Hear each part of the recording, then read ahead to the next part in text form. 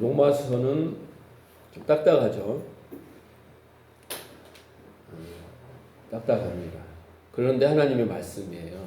그래서 이 교리적인 것이지만 이 교리적인 것을 깨닫지 못하면 또 복음을 이해할 수 없어요. 그리고 우리의 겉사람의 양식은 떡이기 때문에 영의 양식을 주면 고통스럽습니다. 왜냐하면 영의 양식은 겉사람을 깨는 거예요. 육신의 생각을 깨고 인간이 가지고 있는 철학이나 사상, 비진리를 깨는 거기 때문에 말씀이 여러분 들을 때 괴로워야 돼요. 겉사람은 괴로워야 돼요. 그런데 여러분 안에 속사람은 쾌재를 부르고 있는 거예요. 할렐루야, 아멘. 나에게 양식이 되고 생명이 된다. 이렇게 되는 거예요. 그래서 어느 정도 성숙의 과정을 한참 가면 이제 말씀이 괴롭지가 않아요. 목마름이 생기고 계속 할렐루야, 아멘 소리가 절로 나오는 단계까지 이르셔야 됩니다. 그래서 양약은 입에 쓰다라는 말이 있어요. 그렇죠? 그래서 보약은 써요. 육신은 이 영의 양식을 주면 써서 막 찡그리고 싫어하고 회피하고 도망가고 듣기 싫고 맨날 저 소리야. 이런 것은 여러분의 육신이에요. 겉사람이에요. 네. 근데 속사람은 그렇지 않아요. 속사람의 양식은요, 하나님의 말씀이니까. 그래서 이 로마서 같은 경우는 특히 여러분이 들을 때 더 많은 갈등과 막 짜증과 회의와 듣기 싫고 막 피하고 싶고 또 저 소리야 이런 소리가 듣고 싶고 막 이런 것은 지금 내 안에서 뭔가 반응하고 있다라고 생각하시면 됩니다. 그 은혜입니다. 듣고도 아무 반응이 없으면 이건 참 조금 심각한 문제예요. 드디어 이제 우리가 2장으로 왔어요. 1장만 가지고 한참 해야 되는데 그냥 왔어요. 다음에 또 더 깊이 제가 깨달음을 통해서 할 수 있기 때문에 이제 왔어요. 오늘 설교 제목은 남을 판단하는 사람아 이렇게 정했습니다. 성경 말씀대로. 인간에게 있어서 인간 관계에서 가장 중요한 것은 뭐냐면 그 인간과 인간을 연결해 주는 것은 사랑입니다. 사랑이 제일 중요해요. 성경도 내 이웃을 내 몸같이 사랑하라 이렇게 말씀하셨지 않습니까? 그래서 사랑이 중요합니다. 근데 우리가 이웃을 사랑하지 못하는 이유는 뭘까요? 이웃을 사랑하지 못하는 여러 가지 이유는 물론 자기를 사랑하는 욕심 뭐 이런 것들도 있겠지만 그 중에 또 하나 중요한 이유는 판단 때문이 그래요. 판단. 그래서 판단이라는 단어는 어떤 사물의 진위와 또 선악과 용모의 아름다움과 미움 또 가치의 좋음과 나쁨 이런 것들을 생각하여 판가름하고 단정 지으는 그것을 판단이라고 해요. 그래서 세상 사람들은 많은 것을 판단하며 살아갑니다. 자기가. 어떤 기준이 정해져 있지 않고 자기가 판단을 해요. 어렸을 때는 부모가 다 판단을 해주잖아요. 그런데 사춘기가 들어가면 얘는 자기가 판단하기 시작하고 엄마가 판단해주는 그 판단과 충돌하기 시작하죠. 그래서 어쨌든 이제 도덕이라는 거, 윤리라는 거 이런 것으로도 사람을 판단하기 시작하고 법으로 판단하기 시작하고 그 다음에 돈으로 판단하기 시작해요. 학벌로 판단하기 시작하고 명예와 권력으로 판단하기 시작하고 외모로 판단하기 시작하고 이렇게 모든 것을 판단합니다. 그런데 여러분 판단만 해가고 끝나는 것이 아니라 그 판단의 결과가 반드시 따르는 거예요. 그래서 아마 이 중에서도 사람이 요즘 세상에 돈으로 세상 사람들이 사람을 판단합니다. 돈이 없는 사람은 돈을 못 번 사람은 사람 취급도 안 해. 그죠? 호텔 같은 데도 막 외제차 막 끌고 이렇게 가면 막 굽신굽신하고 이렇게 막 하잖아요. 근데 작은 차를 타고 가면 저기다 차 대세요. 이렇게 할 정도로 벌써 이 돈으로 사람을 딱 판단해 버리는 거예요. 그 돈이 가치가 돼서 판단을 해 버리니까 돈이 없는 사람은 사람 취급도 못 받는 세상이라는 것이죠. 그런데 여러분 가만히 생각해 보면 하나님이 세상을 지으셨어요. 만물을 다 지으시고 사람도 지으셨잖아요. 하나님이 만물을 지었을 때 하나님이 보시기 좋았더라 그랬습니다. 그 말은 뭔 말이에요? 다 선하다는 거예요. 하나님이 지으신 만물은 다 선해요. 그리고 그 만물은 다 인간에게 유익된 거예요. 유익된 거. 예, 그래서 모든 것이 보시기 좋았더라 그랬습니다. 자, 그런데 인간이 그 중에서 또 좋은 것과 나쁜 것과 더 좋은 것과 덜 좋은 것을 자꾸 구분하기 시작해요.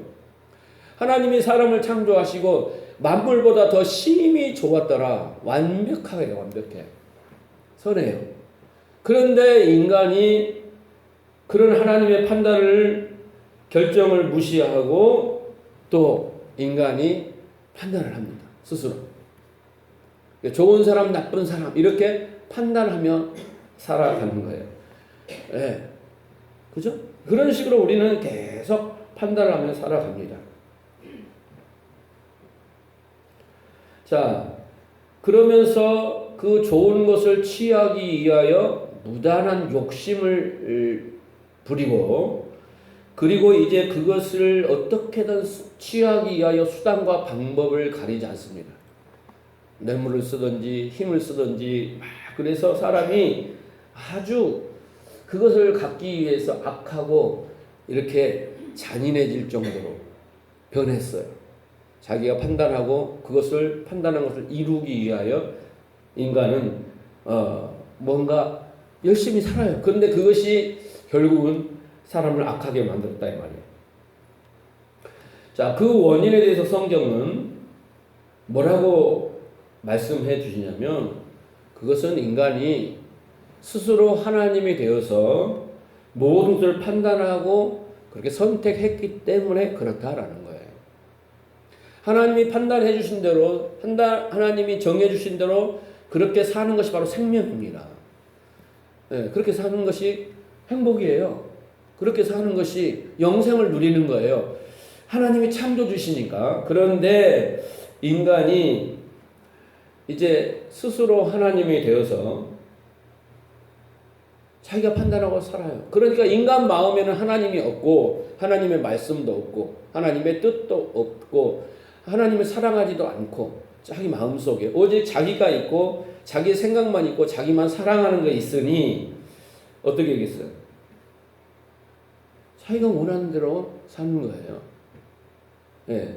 그러다 결국은 어디까지 가냐? 가인이 아벨을 죽이는 그 살인자가 되는 자리까지 갑니다. 성경은 내가 갖지 못하고 시기하고 미움 갖고 질투하고 내가 이루기 위하여 뭔가를 상대를 짓밟고 심지어 상대를 향하여 바보라 하고 나가라 하고 미워하는 것도 살인이라고 했잖아요. 그게 가인의 살인입니다. 살인이에요. 우리는 그 살인의 자리까지 가는 족속이죠. 족속. 존재인 것이죠. 빼앗는 것도 부족하여 죽이기까지 하는 그런 것이 인간의 본성이 되어버렸어요. 이것은 스스로 하나님이 되어서 판단한 결과, 곧 그것이 바로 죄라는 것이죠. 오늘 본문에도 무엇을 말하고 있냐면 계속 불의에 대해서 말하고 있습니다. 하나님의 의를 붙잡지 않는 그 불의, 진리를 가로막는 그 불의, 그것을 쭉 설명하고 있죠. 그 중에서 오늘은 그 불의 중에 또 하나, 그게 뭐냐? 그게 바로 판단이다라는 거예요. 판단에 대해서 말씀하고 있어요. 1절 봅시다. 그러므로 남을 판단하는 사람아 그랬잖아요. 물론 누구든지 내가 핑계치 못할 것은 남을 판단하는 것으로 내가 너를 정죄함이니 판단하는 네가 같은 일을 행함이라 그랬습니다. 여기서 그러므로라는 접속사는 1장 내용을 다 포함하고 있어요. 1장을 요약해 보면 지금까지 제가 설명한 거예요. 원래 인간은 스스로 선악을 판단하며 살지 마라 라고 하나님이 그렇게 말씀하셨어요. 왜냐하면 오직 옳고 그름을 판단하는 선악을 판단하는 주체는 하나님뿐이에요. 하나님이 정해준 대로 사는 것이 바로 창조주와 피조물의 관계입니다. 그게 관계예요. 네. 마치 부모가 좋은 것만 골라서 애에게 이렇게 인도해 주는 거, 가르쳐 주는 것처럼 그렇게 선하게 조치하는 하나님 한 분뿐입니다. 그런데 인간들이 어떻게 했어요? 자기가 하나님에 대해 판단하기 시작한 겁니다. 도덕과 윤리를 만들어서 판단하고 법을 만들어서 판단하고 그런 것들을 어떻게 해요? 판단하여서 사는 거예요. 근데 성경은 그것을 타락이라고 하고 그것을 죄라고 말합니다. 그 결과 1장 말미에서 우리가 봤죠. 그죠? 28절 이하에서 봐서 뭐가 나왔습니까? 하나님이 상실한 마음대로 내버려두니까 20몇 개 넘어지는 이런 죄의 세목들이 나왔죠. 세목들이 나왔어요. 그게 인간이 스스로 하나님에 대해 판단한 결과에 그 안에 본성에서 나오는 하나님이 없고 하나님 말씀이 없고 하나님 뜻이 없고 하나님 사랑이 없는 것에서 나오는 인간 마음에서 나오는 그런 것들이 이제 어떻게 해요? 이렇게 수십 가지 죄악으로 나타나기 시작한 거죠. 그런데 다행인 것은 바울 사도는 이런 그 죄악들을 계속 나열하면서 우리를 이 죄를 다 네 안에 있는 거 제거해라. 하나하나를 차단해서 다 없애고 절대 그렇게 살지 마라. 안 그러면 너 진노가 너 죽는다. 이것이 아니라 이 말씀이 아니라 복음은 뭐예요? 그렇게 사는 것이 훌륭한 그리스도인이 아니다라는 것이죠. 그건 종교의 가르침이고 그러한 세목들 앞에서 네 실상을 알아라. 네 실존을 알아라. 네가 지금 가면을 쓰고 있는데 가면 속에 감춰진 이 회칠한 무덤처럼 이 20몇 가지 죄악이 있는 그것들을 보면서 좀 소스라치게 놀라고 그것이 바로 진노의 자리고 그것 때문에 사형을 당해야 마땅한 자리라는 것을 깨달아 그 자리에서 하나님의 자비와 긍휼과 그 사랑이 베풀어진 것을 발견하고 그 인격으로 이해하고 경험하고 이제 하나님께로 돌아오라라는 메시지예요. 네? 절망할 필요가 없어요. 네. 하나님은 그래서 우리를 어떻게 한다고 그랬어요? 세상 가운데 역사 가운데 우리가 하고 싶은 대로 옳은 대로 다 내버려 두시고 그 속에서 바닥을 치게 만드는 거예요. 그리고 거기에서 그런 자기를 발견한 사람은 그 자기를 부인하기 시작하는 거예요. 나 이 모습으로 안 살랍니다. 내가 이런 존재인 걸 이제 깨달았는데 정말 싫습니다. 그리고 그 자기를 십자가에 못 박고 결국 하나님됨을 포기하고 스스로 판단하고 사는 것을 안 하고 말씀을 붙잡고 나오면서 하나님 내가 이렇게 살도록 도와주세요 라고 나오는 것, 그것이 소망의 메시지입니다. 하나님은 그렇게 열심히 우리를 섬겨서 우리 안에서 일하심으로 깨닫게 하심으로 그런 자로 만들겠다는 거예요.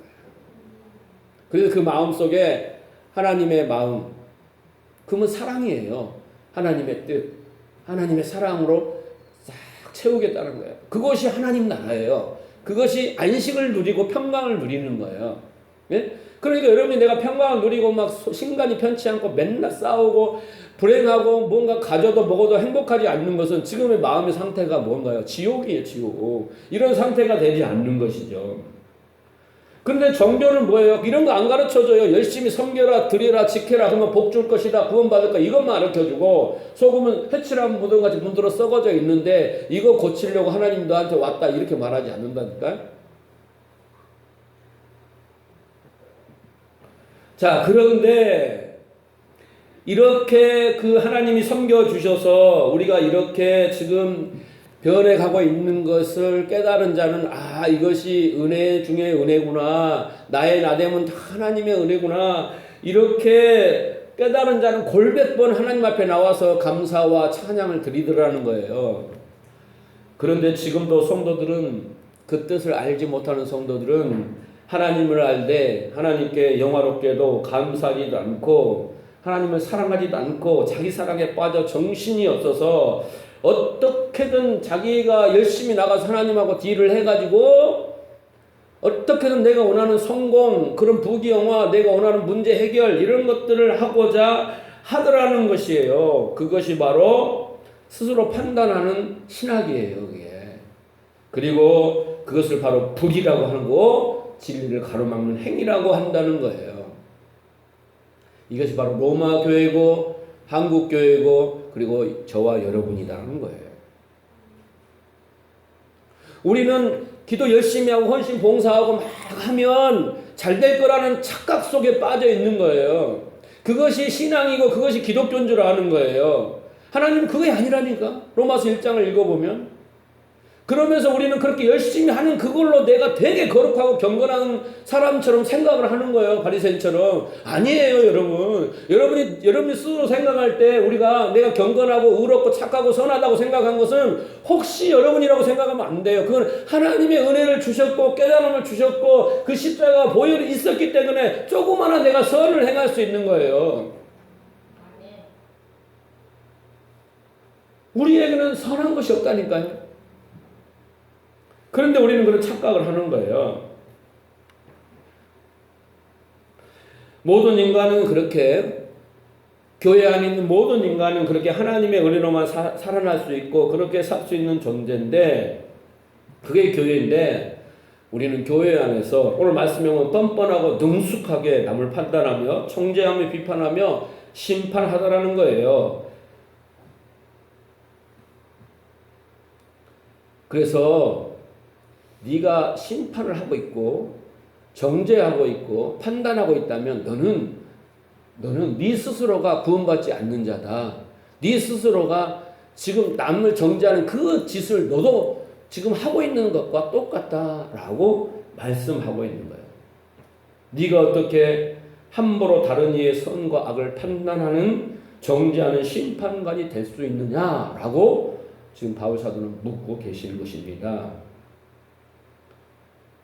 사도는 지금 이 편지를 우리에게 써서 준 이유는 교회 안에는 우리가 구원받는 자인데 아직도 우리는 자연인들처럼 구원받지 않는 사람들처럼 여전히 20몇 가지 제약을 품고 있어요. 그럼에도 자신이 그냥 그렇게 그런 존재가 아닌 것처럼 그렇게 가면을 쓰고 그리고 세상 사람들하고 구별된 것처럼 생각하고 교묘하게 자기 자신을 위장하며 가면을 쓰고 그렇게 알고 있는 우리에게 그렇고 살면서 아주 무의식적으로 열심히 가장 많이 사용하는 그 판단이라는 것, 사람을 외모로 판단하는 것, 이런 것들을 하고 있는 우리에게 지금 정신 차려라 라고 말씀하고 계시는 겁니다. 이것이 안 되는데 하나님 앞에 나가서 아무리 열심을 가지고 기도를 하고 열심히 헌신 봉사하면 그 손이 더러운데 어떤 복을 받겠어요? 그렇지 않겠습니까? 자, 신명기 16장 19절 말씀을 보면 너는 굳게 판단하지 말며 사람을 외모로 보지 말며 그랬어요. 요한복음 7장 24절 외모로 판단하지 말고 공의로 판단으로 판단하라 하시니라 그랬습니다. 여기서 사람을 외모로 판단하지 말라는 것은 그 사람의 행위나 그 외향으로 나타난 어떤 성숙의 변화 그런 어떤 정도 댐댐이의 모양을 가지고 저 사람은 선한 사람이야 착한 사람이야 라고 악한 사람이라고 갈라서는 안 된다는 거예요. 교회 안에는 기도 많이 하는 사람과 안 하는 사람이 있고 헌금을 많이 드린 사람과 안 하는 사람과 봉사하는 사람과 안 하는 사람과 다 달라요. 있어요. 분명히 차이가 있습니다.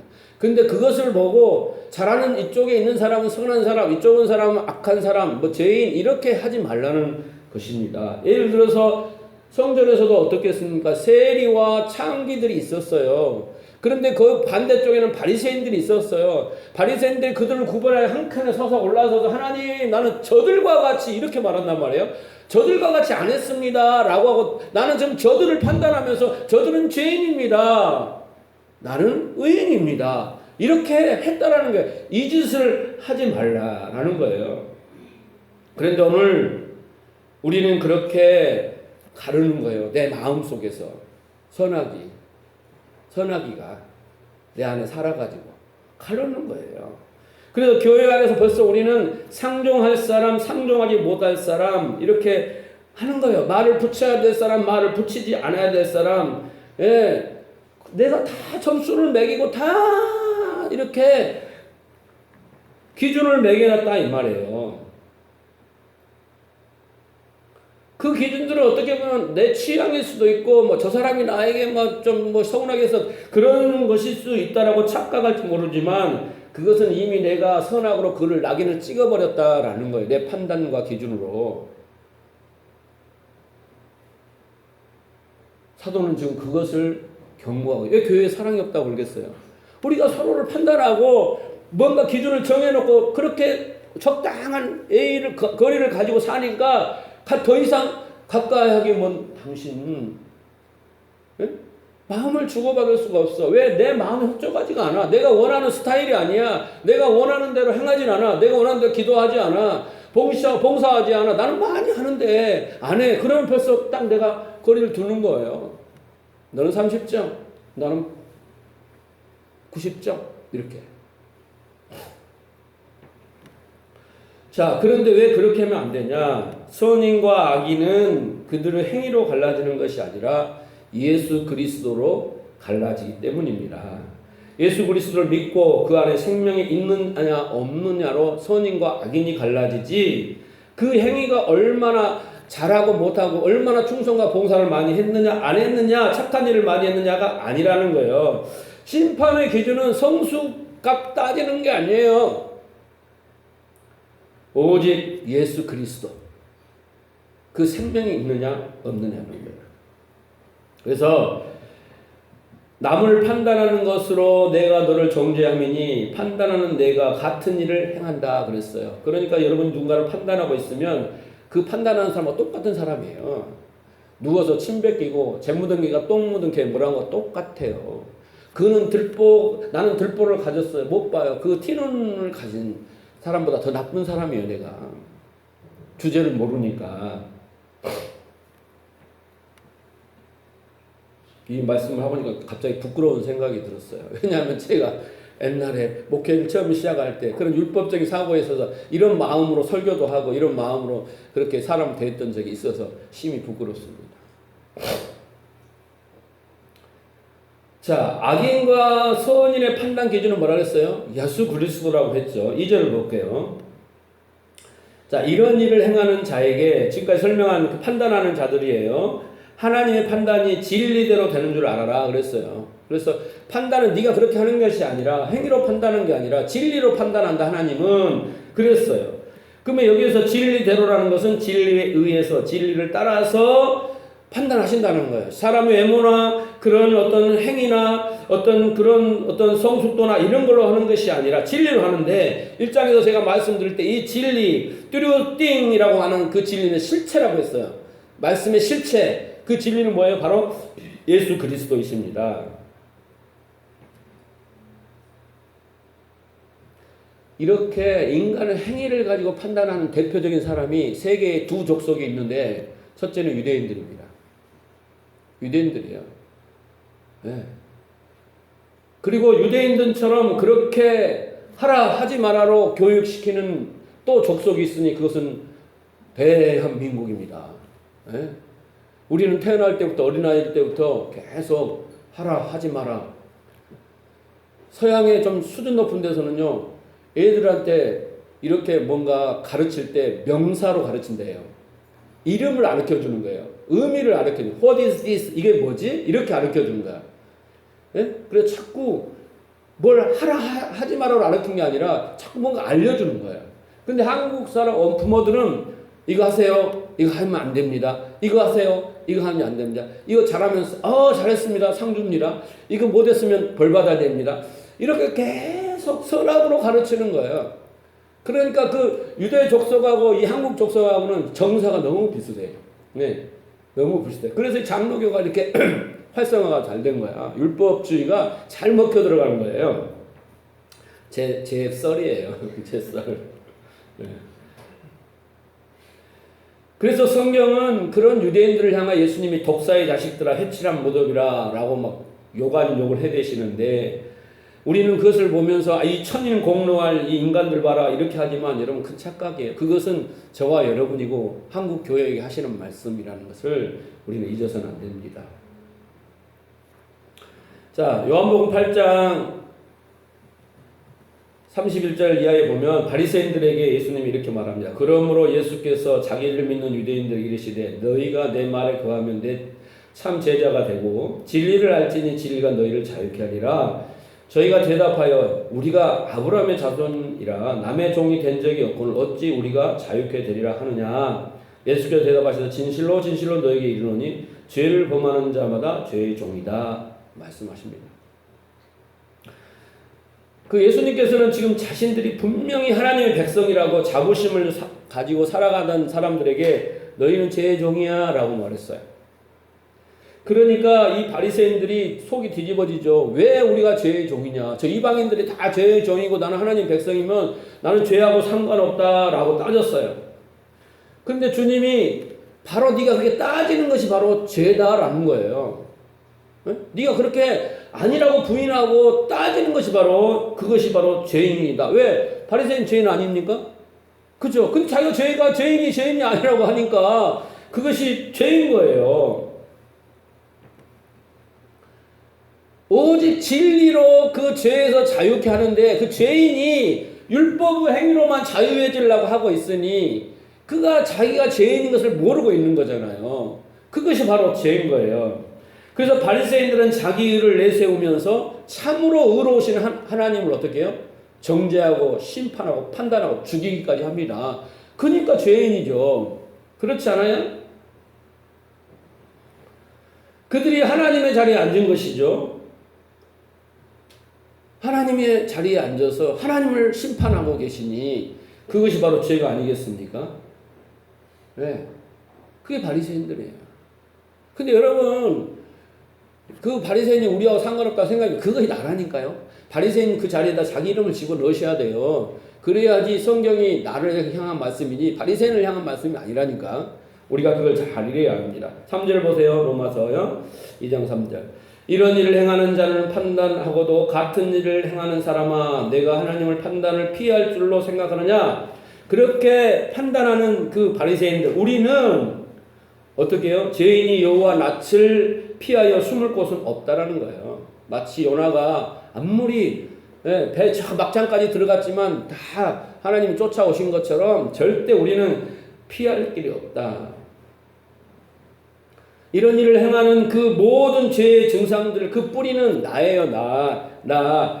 내가 대단한 존재이고 나는 가치 있는 존재이고 능력 있는 존재이고 선을 행할 수 있는 존재이고 나는 그 모든 것이 나예요. 여기서 시작되는 거예요. 내가 아주 무기력하고 무능하고 무용하고 무가치한 존재인 것을 모르는 그 죄예요. 거기서부터 지금 막 20몇 가지 죄악이 나오기 시작한다니까요. 그런데 그 중에서도 그런 자신을 알고 어찌알고 애통하는 자가 있더라는 거예요. 자기 일을 다 내려놓고 심령이 가난해져서 주님 도와주세요 라고 하는 자가 바로 진정한 성도라는 거예요. 진정한 성도.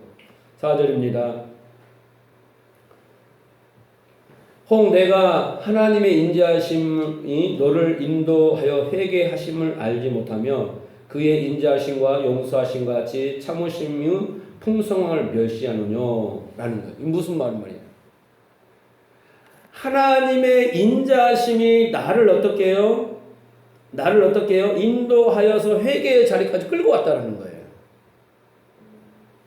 그러니까 물어보는 거예요. 너 성도 어떻게 성도 됐니? 이렇게 물어보는 거예요. 소영이 어떻게 성도 됐어? 이렇게 물어보는 거예요. 지금 하나님이. 바리새인들에게 너 어떻게 하나님의 백성이 돼서 이렇게 물어보는 거예요. 그러니까 그 자기 의를 내세운 사람은 내가 열심히 헌신하고 봉사하고 헌금하고 해서 내가 됐지요 이렇게 말하는 거예요. 그게 바리새인이라니까.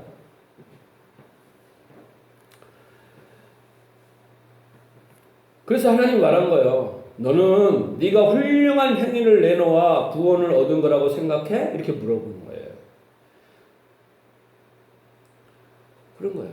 너가 지금 남을 판단하고 있는데 너도 하나님의 인자심에 의해 인도하여 너가 회개하게 된 거 아니야? 라고 묻는 거예요. 알고 있어? 이렇게 묻는 거예요. 그런데 그런 너가 누구의 행위를 가지고 선하다, 악하다, 가망 없다 등등 판단을 하냐 말이에요. 그것이 바로 하나님의 은혜를 멸시하는 행위다라는 거예요. 멸시하는 거예요. 은혜를 받아놓고 입 딱 닫고 자기가 한 것처럼 그렇게 한다는 거예요. 그런데 5절 그렇게 계속 잘난 맛에 사는 자들은 절대 천국에 못 간다네. 5절 봅시다. 다만 고집과 해개치 아니한 마음을 따라 진노의 날 곧 하나님의 의로우신 판단이 나타나는 그날 이 말 진노를 내게 쌓는도다. 거짓이라는 거예요. 그렇게 하는 행위 자체가 지금 자기에게 진노를 쌓고 있는 거예요. 근데 여러분 너무 걱정하지 마세요. 예? 성경은 복음이에요. 복음. 굿뉴스란 말이에요. 이렇게 끝내버리면 여러분 잠 못 자. 끝났어 이제. 나 그렇게 살았는데 맨날 심판하고 정죄하고 판단하고 살았는데 어떡해. 그런데 겁먹지 말아요. 지금 고집과 해개치 아니하여도 하나님 어떻게 해요? 1장에서 내버려 두신다니까요. 상실한 마음대로 부끄러운 그 욕심대로 자기가 원하는 대로 다 하게 내두셔요. 두셔요. 그리고 어떻게 하나님 버리는 게 유기하는 것이 아니라 우리 교회 안에 부르는 자들은 어떻게 해요? 그렇게 해서 어떻게 깨닫게 하시고 기필코 항복을 받아내신다는 거예요. 하나님은. 여러분 회개를 가만히 생각해 보시기 바랍니다. 내가 회개를 한 것 같지만 회개라는 것은 마치 기관차를 하나님 끌고 가요. 칙칙 뽑고 칙칙 뽑고 근데 그 뒤에 쭉 달린 많은 그 열차가 있잖아요. 그런 것처럼 그 열차들이 끌려오는 것처럼 그렇게 하나님에 의해서 그렇게 이루어지는 거예요. 회개라는 것은. 그래서 회개는 반드시 믿음이라는 걸 동반해. 믿음 없는 사람은 회개를 못해요. 믿음을 선물로 받은 자만이 그 말씀을 깨달은 자만이 자기의 실상을 아는 자만이 그 하나님의 관역에서 빛나는 걸 아는 자만이 그것이 바로 믿음이 있는 자거든요. 그래서 그 관역으로 올바르게 돌아가려는 몸부림 그게 바로 회개예요. 근데 내가 하는 게 아니라 하나님 다 알려주셨다니까. 그래서 믿음을 선물로 줬고 그 선물을 통하여 우리는 이제 회개의 자리로 나오게 되는 하나님의 열심과 일하심이 우리 안에 있다라는 거예요. 탕작을 버린 것이 아니라 하나님이 놔두신 거예요. 왜? 너무 고집이라고 있잖아요. 고집과 회개치 아니한 마음. 그러니까 놔두셔요. 그러나 하나님은 어떻게 해요? 그 지켜요. 보고 계셔요. 보고 계셔요. 오래 참으시고 계세요. 그게 하나님의 방법이니까. 자, 그래서 히브리 기자는 그 예수님을 뭐라고 말합니까? 믿음의 주여 온전케 하시는 이다 라고 그 주를 바라보자는 거예요. 그 주께서 우리를 그렇게 만들어 가신다라는 거예요. 처음을 시작하시니까 결코 끝까지 우리를 인도해낼 것을 우리는 믿는다라는 거예요. 그거 손을 놔버리면 어떻게 해요? 구원의 손이 이렇게 하늘에서 내려왔는데 내가 그 손을 딱 잡았잖아요. 근데 우리는 언제나 수시로 논단 말이에요. 끝나는 거야, 놓으면. 그런데 하나님이 딱 잡고 절대 안 나. 그래서 내가 잡았어. 믿음을 선물로 받고 이렇게 잡았어. 근데 내가 막 힘들어서 놔버리고 포기하고 짜증나고 막 교회 안 나가 막 그래도 하나님은 잡고 계시다는 거예요. 그런데 혼자 덜렁덜렁하고 살다가 어느 날 보니까 아 이거 안 되겠구나 하고 다시 잡는다는 거예요. 보니까 하나님 잘 잡고 있어. 자기가 잡는 줄 알았더니. 네? 그런 하나님이라는 거예요.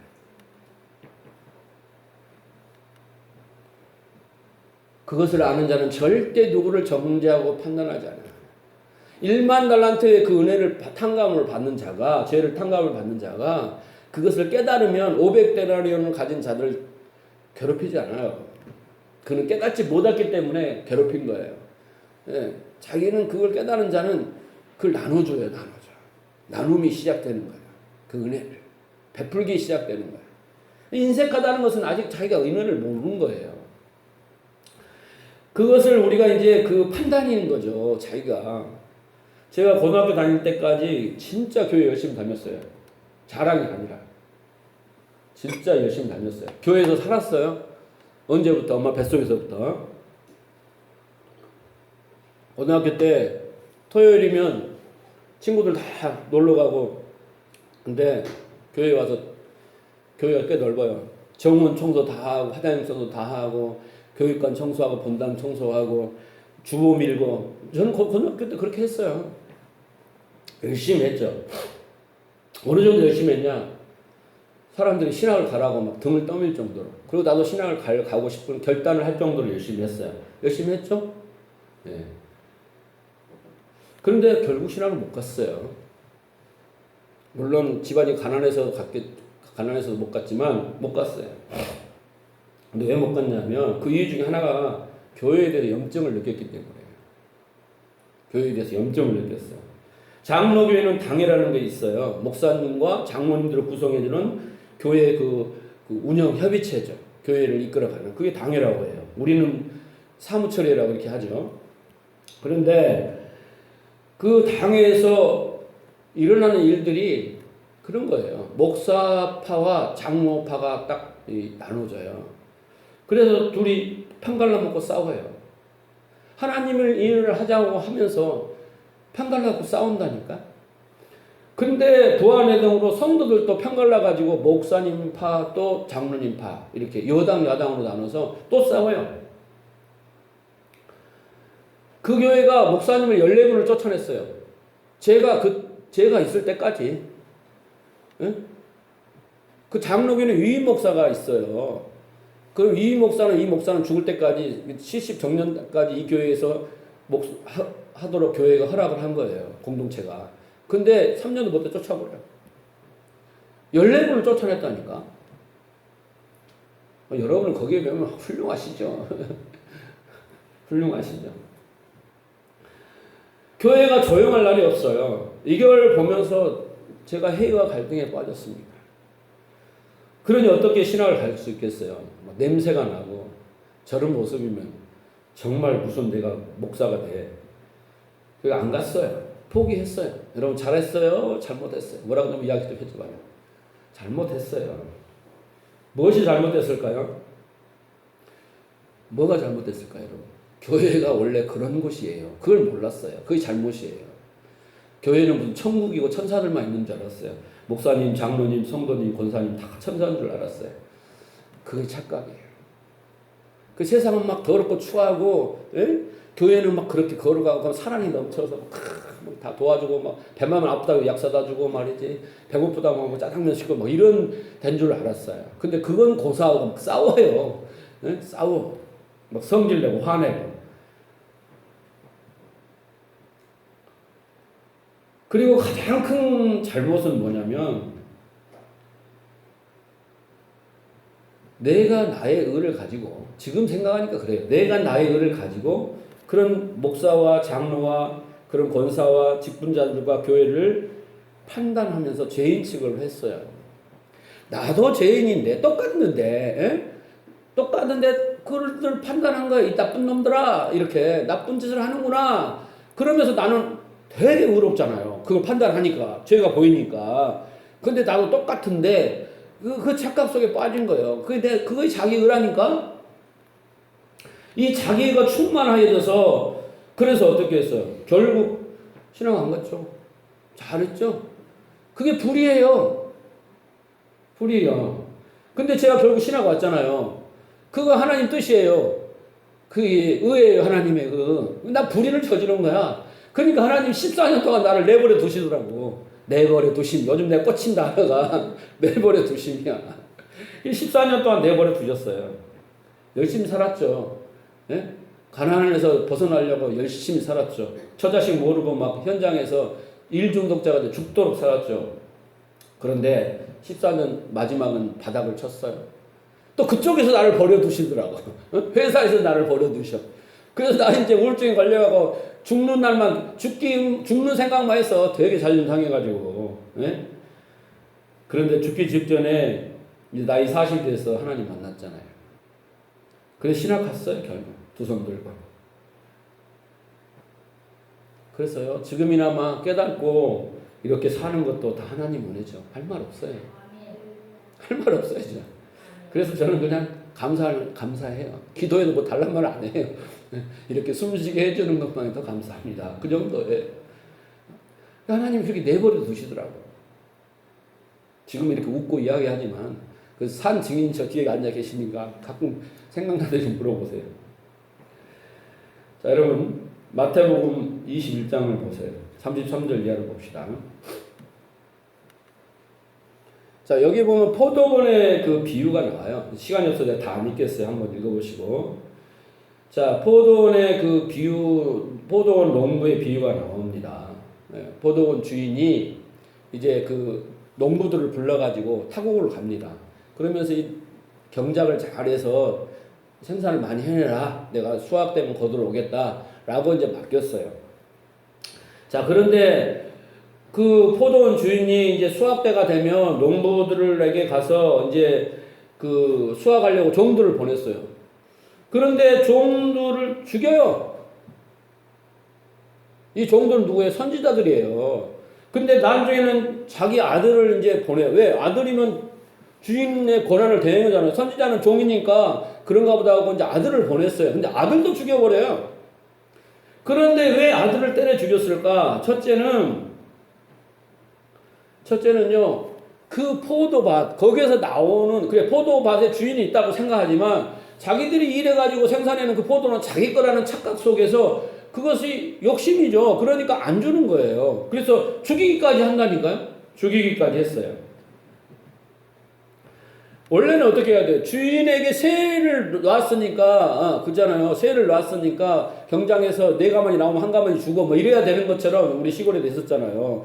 세작을 하면 그렇게 해줘야 되는데 그 소유권이 원래 주인한테 있는데 그걸 인정하지 않는 거예요. 새를 받으러 온 종도 죽이고 그 아들도 죽여요. 왜? 이제는 그 뭡니까? 포도원에 나는 그 포도원도 내 것이요. 그 포도원도 내 것이요. 그렇게 된 거예요. 이것은요, 비유로 말씀하셨는데 누구에게 지금 말씀하시냐면 바리새인들에게 말씀하셔요.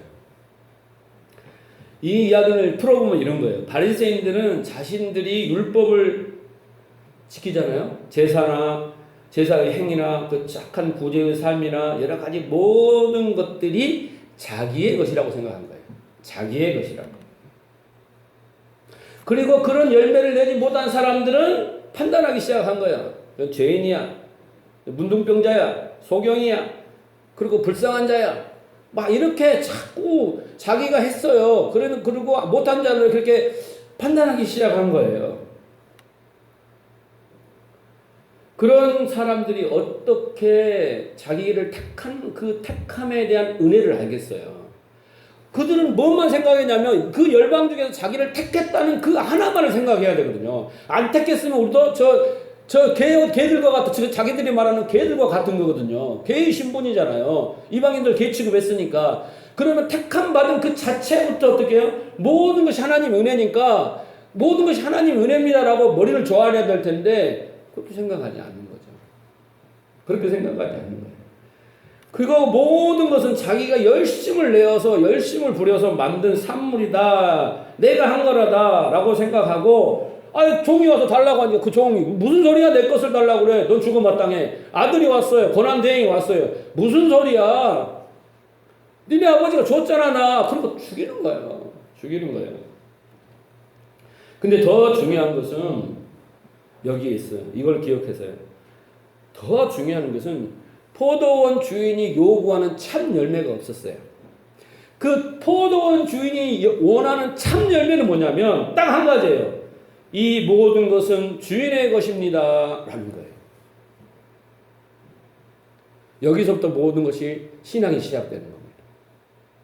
여러분들이 헌신하고 봉사하고 기도하고 주방에 봉사하고 막 이런 것들을 내 의로 생각하고 내 공로로 생각하면 지금 이 바리새인들하고 똑같은 거예요.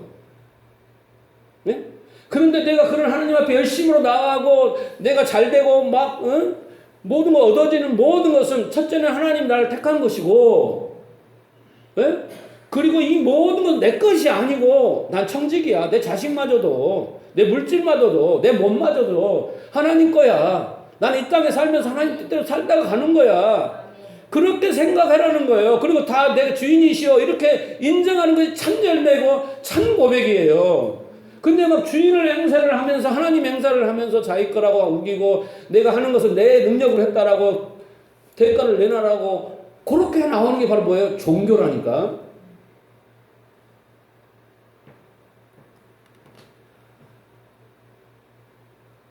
여러분에게는 그런 자기 부인의 열매가 있나 봐야 돼요.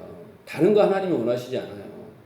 계속 로마서 1장, 2장 넘어오면서 계속 이제 3장에 가면 율법 나오는데 거기까지 계속 이야기를 하시는 거예요. 율법 말씀을 통하여 우리를 보여주시는 거예요. 신앙은 거기서부터 시작되거든요. 나를 아는 것에서부터. 스스로 못하니까 예수님을 통해서 알려주시고 말씀을 통해서 알려주시고 율법을 통해서 알려주시고 성전을 통해서 알려주시잖아요. 그것도 모르니까 내버려 두셔서 여러분의 실패를 통해서 알려주시고 질병을 통해서 알려주시고 부부간의 갈등을 통해서 알려주시잖아요. 지난 몇 주 동안 무진장의 판단을 받고 살았던 한 청년이 있었어요. 근데 그 청년은 지금 말씀을 들으면서 이런 생각을 할지도 몰라요. 사람들이 맞아, 저렇게 나를 판단한 거야. 저 사람들은 다 죄인이야. 나 얼마나 불쌍해. 여러분 그렇게 생각하면 망하는 거예요. 똑같은 거예요. 똑같은 거. 아, 내 잘못으로 모든 것이 이렇게 저 사람들이 저 난리를 치는구나 이렇게 생각해야 되는데 저 사람들이 의롭기 때문에 그래 이렇게 말하면 큰 오류에 빠지는 거예요. 상례가 다시 한번 설명을 해야 될 것 같은데, 그렇지? 자, 그래서 여러분 오늘 말씀을 관점을 판단하는 사람들아라는 것을 잘 보세요. 하나님이 이렇게 말하는 거예요. 판단하는 사람들아, 너희는 은혜가 아니면 존재할 수도 없었어. 너희는 은혜가 아니면 이 말씀 들을 수도 없었어. 너희는 아니면 부르심을 받을 수도 없었어. 너희는 은혜가 아니면 너는 숨도 못 쉬었어. 이 이야기를 하는 거예요. 그리고 그것을 깨닫기 위하여 내가 좀 내버려 둔 거야. 너는 저 사람들과 다른 특별한 존재가 아니야. 똑같아. 라는 것이에요. 근데 다르다고 말하는 것이 나의 판단이라니까. 그래서 자꾸 남을 판단하는 사람은 나가 스스로 왕이 되고 하나님이 되어서 내가 내는 많은 것들이 대단하다고 자부심을 가지고 있기 때문에 절대로 자기를 부인하지 않아요. 그 열매가 나올 수 없어요. 그건 주님입니다라고 주님의 것입니다라고 말할 수 없어요. 마치 바리새인들처럼 포도원의 농부들처럼 우리는 마음속에서 주님을 때려 죽이고 있어요. 주님의 말씀을 다 부시고 있어요. 네. 주님의 주인은 은혜를 찬송하라고 그렇게 포도원에 이끌어서 먹고 살게 해줬으니까 감사하며 잘 먹고 살으라고, 그리고 하나님 거로 인정하라고, 하나님께 세를 드리는 거예요. 인정하는, 우리가 11조 드리는 거 인정하는 거잖아요. 믿음의 고백이잖아요. 하나님이 주셨습니다. 이 믿음의 고백이잖아요. 그렇게 해라고 놨더니 그 영광까지 가로채고 오히려 적반하장으로 물에 빠진 사람 건져놨더니 보찜 내놔라고 하는 격이다 이 말이죠. 여러분 구원이라는 건 뭐냐면 내가 주인공이 돼서 살았어요. 스포트라이트를 받으며 나의 영광과 자랑과 사랑과 나의 욕심과 모든 걸 위해서 내가 그렇게 주인공이 돼서 살았던 사람이 그것을 아니라는 걸 깨닫는 거죠. 그리고 그 하나님의 은혜만을 찬송하며 사는 곳으로 이사가는 거예요. 마음을 바꾸는 거예요. 결국 그의 입에서 나오는 건 나는 죄 중에 괴수입니다. 맞습니다. 그러니 하나님 나를 도와주세요. 라는 거예요. 여러분 이해가 가십니까? 머리가 이해는 되지만 마음이 양식이 돼야 됩니다. 근데 이제 여러분 보면 답답함은 있어요. 왜 내가 예수를 오래 믿고도 이렇게 변화가 더딘가? 나는 그럼 진노를 좀 쌓고 있는 것인가? 괴로울 수도 있어요. 근데 그건 거룩한 걱정이에요. 여러분이 그런 걱정을 하고 있다면 그건 성령의 탄식으로 받으셔야 됩니다. 그런 걱정도 안 하는 사람 있어요. 네? 무감각하게 그냥 맨날 앉았다가 가고 예배드리고 간 사람 얼마나 많아요. 대한민국에, 한국교회에. 그런데 와서 나는 왜 저 말씀대로 안 되는가, 되고 싶다, 막 이런 마음에 막 탄성이 있고, 막 괴로움이 있고, 막 뭔가 갈등이 있는 것은요, 그건 내 안에서 거룩한 걱정이며, 그건 성령의 탄식이에요. 거기서부터 시작하는 거예요. 그런데 그 탄식이 절망으로 가는 것이 아니라, 하나님께서 지금 나를 이끄시는 겁니다. 나를 이끄셔요. 하나님의 나라로 열심히 이끌고 계신 거예요. 그래서 감사가 되어야 됩니다. 너무 조바심내하지 마세요. 원래 우리는 지옥으로부터 시작합니다. 네? 우리는 원래 지옥부터 시작해요. 죽음부터 시작합니다. 더러움에서부터 시작해요. 처음부터 우리는 그렇게 시작해요. 그리고 어떻게 하나님의 내버려진 통해서 바닥까지 내려갑니다. 인생이. 그런데 거기에서 그 자기를 못 밟는 사람은 또 그거에 와요. 바닥이 또 와요. 그리고 내버려진 통에 하나님 침묵해 버리세요. 계속. 그런데 거기서 정말 하나님 내가 죄인으로소이다. 나를 도와주세요. 라고 하나님께 모든 걸 맡기고 나를 고쳐주세요. 라고 이런 간절한 소망과 갈망과 사모함이 바로 겨자씨만한 믿음이에요. 그 믿음은 태산처럼 나를 붙들고 살았던 그 과거의 무거운 종교의 짐과 내 그런 무의식과 내 안에 나를 이끌어갔던 그 죄악들이 산이에요. 산. 네? 눈에 보이는 성전이요. 종교예요. 그 산이 그 겨자씨만한 소망과 바람과 그 믿음이 그 바다에 던져 없애버린 거니까요. 그럼 어떻게 되겠어요? 알터니가 빠진 것처럼 내 안에서 그런 모든 비질리가 빠져나가는 거예요. 그러면서 그 겨자씨가 놀라운 그늘을, 나무가 자라서 그늘을 만들어서 그 안에 안식을 누리게 하고 많은 새들이 깃들어요. 그런 영광을 누리게 되는 거예요. 그러니까 여러분, 우리 모든 시장, 우리의 마음을 아셔야 됩니다. 성경은 계속 이걸 말하고 있고, 종교는 뭘 말하고 있어요? 열심히 헌금하세요. 열심히 기도하세요. 열심히 금식하세요. 열심히 봉사하세요. 이것만 해라고 말하는 거예요. 바리새인들이 무진장이 많이 했다니까. 그냥 안 된다고, 인정을 받지 못한다고. 이 해치란 무덤아, 네 마음속에는 네 사랑을 꽉 찾고 네 욕망으로 가득 차서 그것을 이루려고 하나님 앞에 나오는데 너 자신을 좀 알아. 이 소경 같은, 이 문둥병 같은, 이 안진뱅이 같은, 이 기머리 같은, 이 봉어리 같은 자들아. 이렇게 말하는 거잖아요, 예수님이.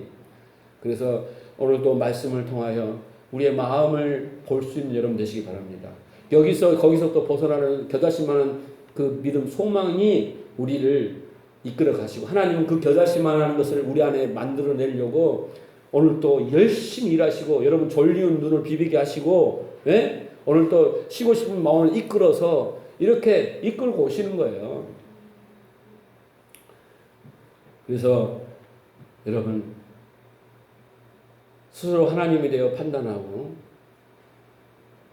선악 지식으로 자기가 왕에 대해서 모든 것을 옳고 그름 판단하는 그 판단의 삶에서 벗어나시기 바랍니다. 판단이란 단어를 싹 빼버리면요, 관계는 너무 아름다워져요. 그죠? 네. 우리는 판단이란 단어 속에 많은 사람들하고 거리를 내고 있어요. 사랑을 베풀 수가 없어요. 내가 원하는 그 기준에 돌아오지 않으면 절대 우리는 사랑 안 해요. 근데 하나님의 사랑은 그런 거 없습니다. 무조건적이에요. 하나님은 판단하시지 않아요, 우리는. 네? 그죠? 내가 너를 정죄하지 않는다 그러죠. 왜? 사랑하시니까, 구원하시는 거니까. 여러분 잘 깨달아서 정말 판단하는 사람아, 이런 음성이 들려오지 않도록 여러분 그런 은혜가 차고 넘치기를 주님으로 축원합니다. 여러분의 복된 인생이 여기서 시작됨을 알고 겨자씨 같은 믿음이 있기를 주님으로 축원합니다.